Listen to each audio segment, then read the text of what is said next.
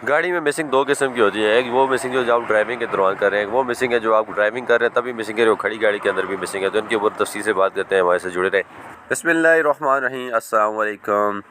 Auto mechanic Urdu पर एक नई वीडियो के साथ हाज़िर हुए हैं। आज जो हमारा टॉपिक है वो है गाड़ी की वाइब्रेशन। गाड़ी की वाइब्रेशन को हमने दो हिस्सों में तकसीम किया है। एक वो वाइब्रेशन है जो आप सिर्फ ड्राइव करते हैं तब आपको वाइब्रेशन फील होती है, और दूसरी वो वाइब्रेशन है जब आपकी गाड़ी खड़ी हो तब भी वाइब्रेशन कर रही है, और वही वाइब्रेशन जब आप ड्राइविंग के अंदर जाते हैं, गाड़ी ड्राइव करते हैं तब भी वो वाइब्रेशन आ रही होती है।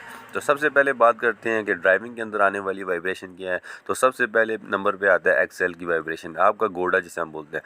जो गोडे के अंदर अगर फ़र्क आ जाए, उसकी चूड़ियाँ ख़राब हो जाएँ, उसका राड जो है वो टेढ़ा हो जाए, किसी वजह से आप जम खड्डे में लगता है, उसकी राड के ऊपर फ़र्क आ जाता है, तो जब आप गाड़ी को चलाते हैं तो स्पीड में, तो उसका एक्सेल जो है ना वो सही अपनी जगह पे काम नहीं कर रहा होता, उसके अंदर फ़र्क आया होता है। तो जो गेयर उसको घुमा रहा होता है उसमें जब ज़रा सा भी फ़र्क आ जाए तो आपकी गाड़ी के अंदर हल्की हल्की वाइब्रेशन आनी शुरू हो जाए। तो जैसे जैसे आप स्पीड के अंदर जाते जाएंगे तो यही वाइब्रेशन बढ़ती जाएगी। तो ज़्यादातर जो गाड़ियों के अंदर वाइब्रेशन का जो मसला होता है वो आपके गोडी की वजह से होता है। दूसरे नंबर पे वाइब्रेशन आती है आपकी ब्रेक डिस्क की वजह से। यार आपका ब्रेक का तवा है, जब आप ब्रेक लगाते हैं तो गाड़ी के अंदर वाइब्रेशन आने लग जाती है। तो उसकी वजह ये होती है कि आपका जो ब्रेक वाला तवा होता है उसके ऊपर जो है ना रैशेज़ आ जाते हैं, वो टेढ़ा हो जाता है। जैसे ही आप ब्रेक लगाते हैं तो उसके अंदर फिर मूवमेंट आनी शुरू हो जाती है, वो सही काम नहीं कर रहा होता, तो आपकी गाड़ी के अंदर वाइब्रेशन आती है। तो उसका बेहतरीन हाल है ये है कि उसको उतार के उसको जो है ना खरादिए से आप बाफ़ करवा रहे हैं, क्लीन सीधा कर लें।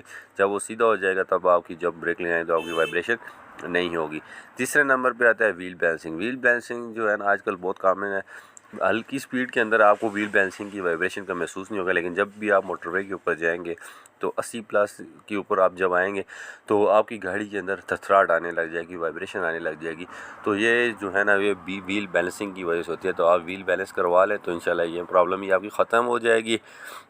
और चौथे नंबर पे आ जाता है जी, जो आपके टायर्स होते हैं उनके अंदर कुछ फ़र्क आ जाए। कोई टायर जो है ना वो टेढ़ा है, ख़राब है, डैमेज है, या एक टायर आपने छोटा लगाया हुआ है, एक बड़ा टायर लगाया हुआ है, तो उसके अंदर जब आप स्पीड के अंदर जाएंगे तो आपकी गाड़ी के अंदर फिर वाइब्रेशन आ जाएगी।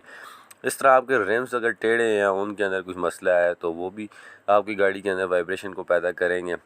छठे नंबर पे आ जाता है सस्पेंशन। आपकी सस्पेंशन, आपकी जो गाड़ी के बैलेंस रॉड है वो अगर टेढ़ा है, उसके अंदर फ़र्क आया हुआ है, कैंची के बुश ख़राब है, टाई रॉड के जो है ना अंदर प्ले है, थोड़ा सा स्टैंड बक्से के अंदर जो टाई रॉड है उसके अंदर कुछ प्ले है, तब भी आपकी गाड़ी के अंदर वाइब्रेशन आएगी।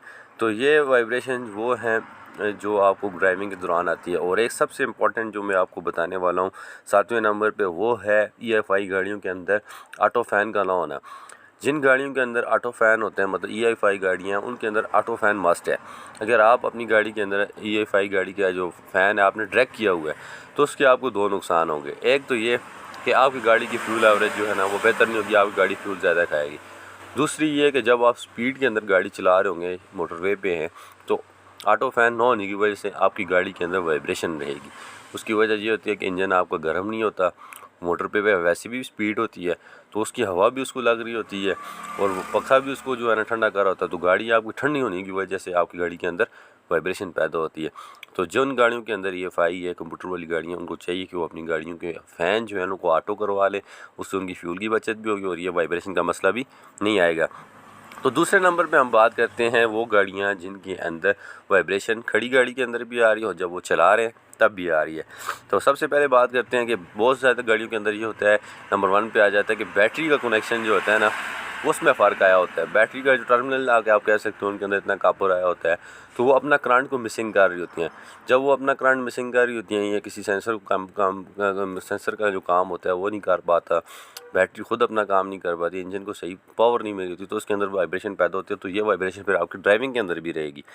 दूसरे नंबर पे आ जाते हैं आपका बैड जो है ना एयर फ़िल्टर। आपका एयर फ़िल्टर अगर चौक है, बंद है, उसके अंदर इतना गंद है कि जो है ना गाड़ी सही हवा शक नहीं कर रही है अपने अंदर, तो गाड़ी को तो हवा चाहिए ज़्यादा, तो वो अगर उसको हवा सही नहीं मिल रही होगी वो तो आपकी गाड़ी के अंदर फिर ये वाइब्रेशन के मसले पैदा होंगे।